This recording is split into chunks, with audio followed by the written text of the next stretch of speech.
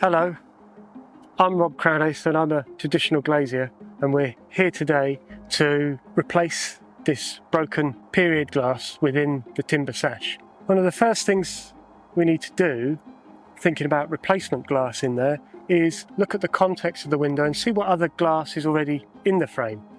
And we can do that by standing back both inside and out and moving our heads around and looking for the movement in the glass.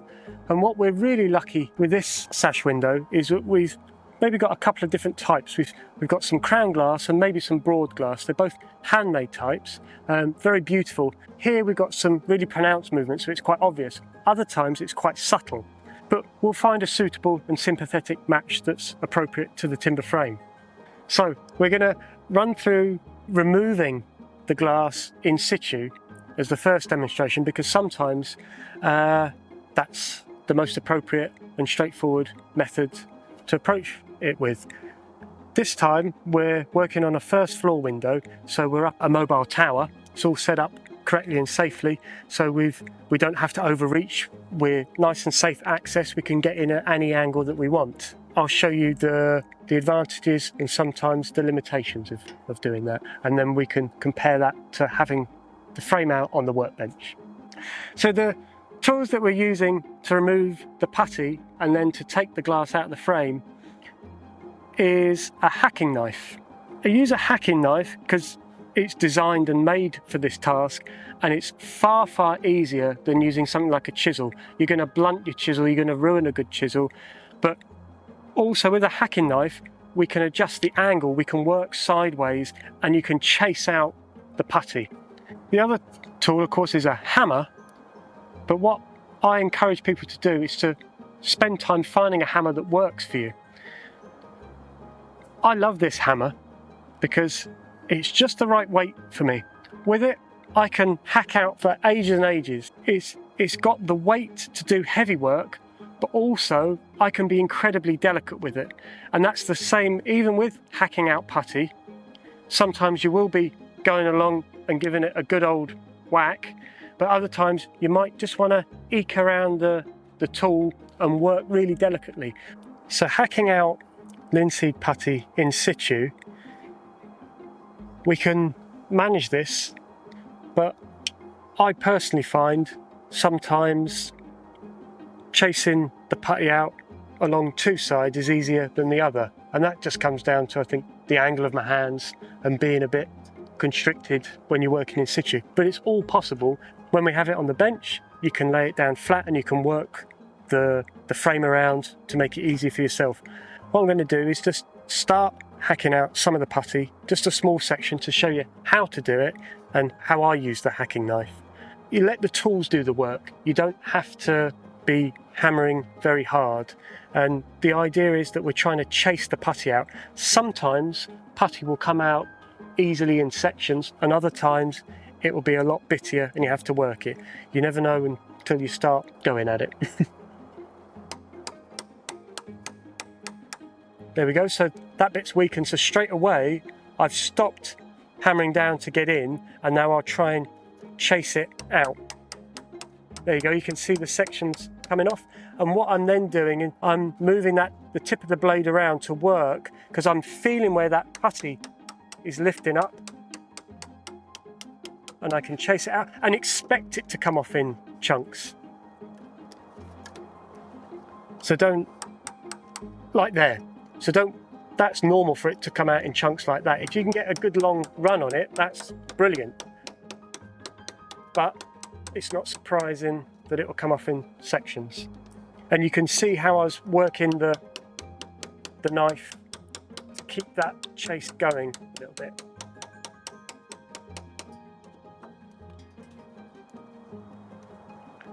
And don't be surprised every now and again to hit a metal pin or a glazing sprig.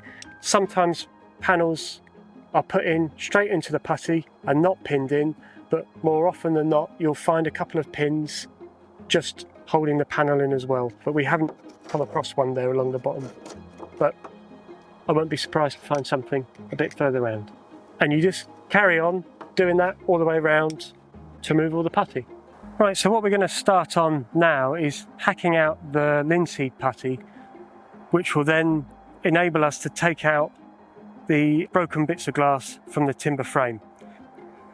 We're doing it on the workbench as an example this time, just to show you how it can sometimes be a little bit easier to work away at hacking out the putty when it's here, because I can get in at slightly different angles and sometimes I can work a little bit faster. Like mentioned earlier, it's still totally possible and doable in situ. We just got a little bit more movement. We're not working at height, and I can move around and I can position the timber frame a little bit better how to suit myself. So it's the same technique as I showed you before working in situ. I've got the hacking knife and my hammer, and I'm going to be coming in at this kind of angle to start it off, and then I'll keep tapping away to chase the putty out, and I expect it to break away into sections. If it comes off in big sections, that's fantastic, but I'll just keep working it away and eking it, and you'll see how I'll keep changing the angle of the hacking knife to keep trying to chase that putty out as we go along.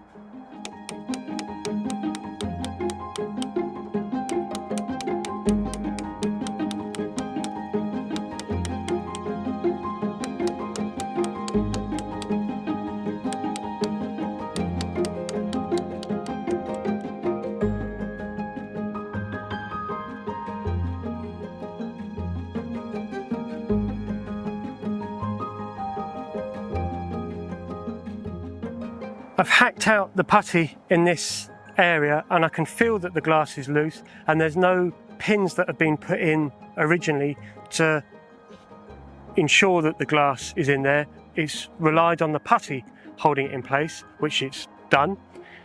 But we know it's loose, and I want to remove the glass now.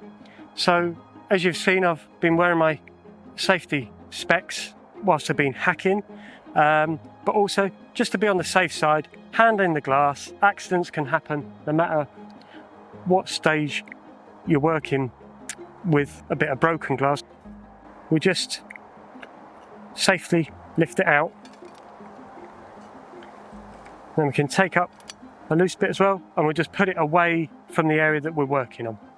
So the way glass is bedded into a timber frame is that the weather sealing linseed putty will sit into the rebate, then the glass is put down over top, and then more linseed putty is dressed in over the top. Pins, as I've mentioned, may or not be used to really secure the glass into place more substantially, but what you've seen us do at the moment is hack out this top dressing to then remove that corner bit of broken glass, but then that's revealed the layer of linseed putty that it's bedded into.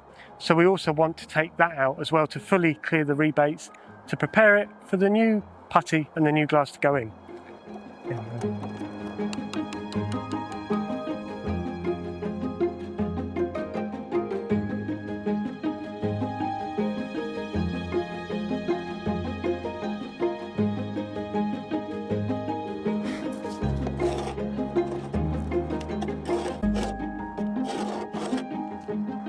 Right, so we've cleaned and prepared the timber rebates now, and that's really important. Sometimes glazing is put in without the glass sitting on a layer of putty to create a good weather seal, but it is really important to do that. And by having a clean rebate, you can take your measurements, you know you can dry fit the glass, you know it's going to fit nicely, all ready to start putting the putty in and bedding it in. Instead of using silicons to weather seal your glass into the timber, we always use traditional linseed putty. It doesn't matter what brand you use, although personally I find that there is a variation. At the end of the day, they still do the same job. Some are maybe just a bit more oily than others. You can absorb some of that oil and make it workable. We all have our favourite brands of everything. I have mine for this, but ultimately they'll all do the same job. To put in the putty into the rebates, I always start working the putty in my hand. I find warmer putty just moves a bit easier, it's just a bit easier to work with. Being right-handed, I always keep a lump of it in my left hand that I'm kneading and working and keeping warm, and I can feed it into my right hand, and I'm using my fingers and my thumb to always then push it into the rebates. So you don't need much, but I'm always moving forward, and you can get into a rhythm and you can just move around. You don't really want too much in there. A couple of mil for it to sit into is ideal. And sometimes there might be a few lumps, or there's a skin that forms on the putty. I always take that off. It just gets in the way. I'm a bit slower this side because, yeah, I'm right-handed. So that's got enough putty in it. I try not to overload it, because then you're only fighting with more material when you're squishing it down, and there's no need to be doing that. So you could either press the glass down into the putty now to create the seal, but I personally like to use a putty knife to just smooth it off and level it off a little bit, and then gently press down the glass. There's different types of putty knife out there. I personally tend to find ones with stiffer blade a little bit easier to work with, but I like this shape of one because I can apply very even pressure consistently. And I'm just running it around and just flattening down the putty a little bit.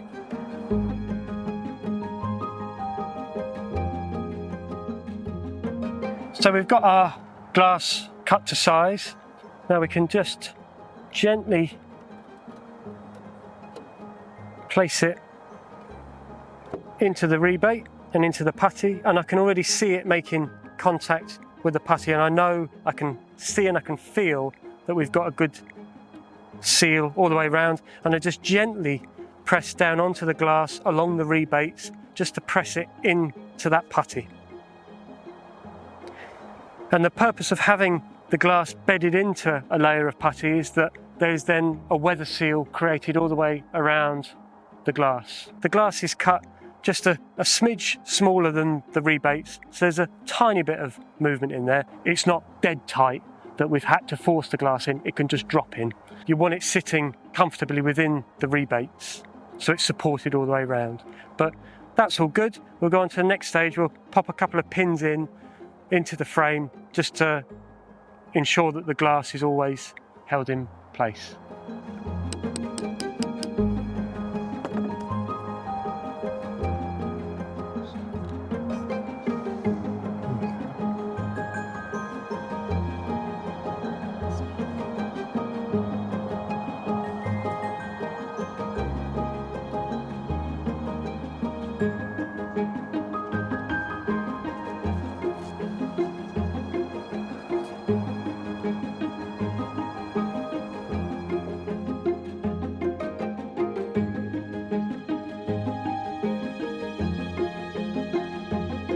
There we go. I'm now beveling off the putty with my putty knife of choice,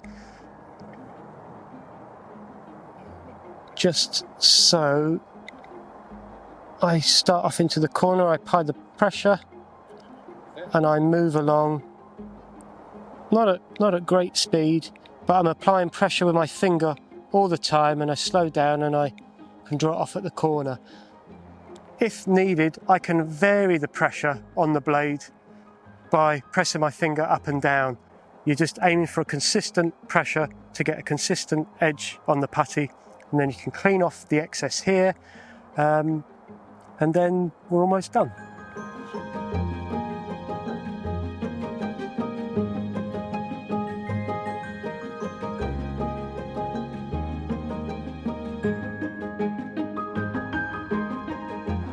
The linseed putty air hardens, and the instructions about how long to leave it between painting or until painting and then putting a second coat on does vary between products, but the one I use, it suggests leaving it a week till it starts air hardening until it forms like a skin, a bit like rice pudding, and then applying a second coat. But that time does vary. I think on the tub it suggests up to, I think, 3 and 4 weeks, and till the very end. You know, there is a bit of tolerance, but sometimes depending on the weather, you'll find that it starts going off a lot quicker. So you've just got to keep an eye on it and just gently touch it, and you'll see it hardening up. But it does need painting to protect that putty in the long term, because you're protecting that weather seal between the glass and the frame. We've now turned over the window frame. This is now the internal face of it, and we've done that so we can now just tidy up that layer of putty that we've bedded the glass into. I can do that just by, you can run your same putty knife that we did the outside with, but I use a slightly different one that has a slightly sharper point on it, and I can get a neater edge, but the other one would work. I'm just used to using this. And we just whiz that round and it tidies it up. If you do have any gaps that you need to fill, that because of the motions of dragging out, you can just grab a little bit onto the tip of the tool and press it in. But again, ideally you're looking for a couple of mil of the bed of putty that the glass is sitting into. But if it's a little bit less, it's not the end of the world. There's still a seal in there, and if it's a little bit more, again, it's not the end of the world. You've got something in there that's creating a good seal.